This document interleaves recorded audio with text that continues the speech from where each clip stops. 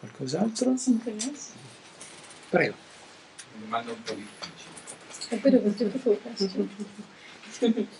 Noi sappiamo che nella fisica We know that a volte in vengono physics, delle particelle, delle sometimes frequenze, particles and frequencies delle are parti discovered stesse della materia in base a part of quello che si matter cerca. according to what people are looking E for.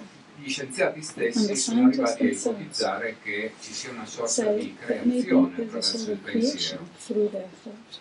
La domanda è, la The forma question con is, scintilla the divina, form with la a forma divine umana in spark, the human particolare, form in può particular, addirittura creare can le it leggi even create della the sua laws of cosmogonia its e own dell'ambiente in cosmogony cui vive, in the o environment semplicemente of deve it, arrivare or a simply conoscerle e a we just need interpretarle to per know them evolversi? and interpret them Ma to qualunque specie agisce sul mondo species fisico nel acts in quale the si physical trova world trasformandolo. transforming it. Lo fai attraverso la predazione, la raccolta, semine, tutto quello che avviene di un qualunque essere vivente quando interagisce con l'ambiente è modificarlo.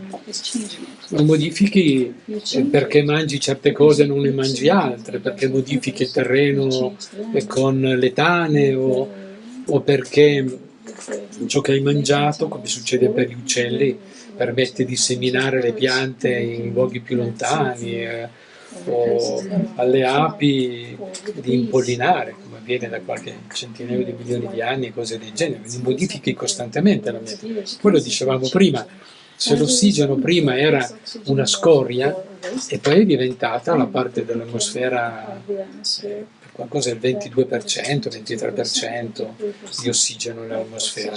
E fino all'età dei dinosauri, fino a 60 milioni di anni fa, era oltre il 30%. È cambiata, si è ridotta la quantità di ossigeno mediamente a disposizione nell'ambiente. Adesso lo stiamo modificando in maniera ancora più veloce, ma è ancora un'altra storia. Quindi l'ambiente si modifica sempre, consapevolmente o inconsapevolmente.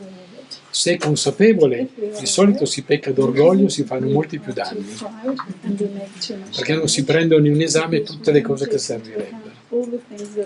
E il primo è la fretta. Ma questo vale anche per l'ecosistema spirituale?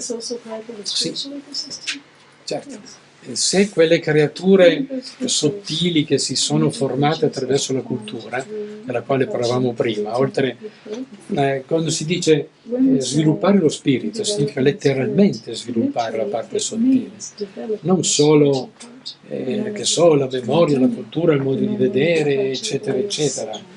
Le arti servono a quello. Ricordiamoci che senza l'arte non vedremo certi colori, che è l'arte che ci ha insegnato a vedere certi colori che sennò non sapremmo fisicamente vedere, interpretare e così via. Quando alcuni pittori per la prima volta hanno cominciato a mettere dei riflessi colorati nell'acqua di una fontana, l'umanità ha cominciato a vedere i colori nell'acqua riflesso della fontana.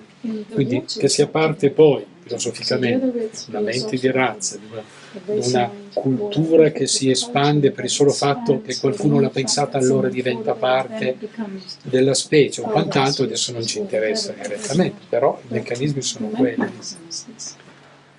Oppure, come nel nostro caso, creiamo dei colori che non esistono in natura, la fisica lo fa, la chimica lo fa, eccetera, eccetera.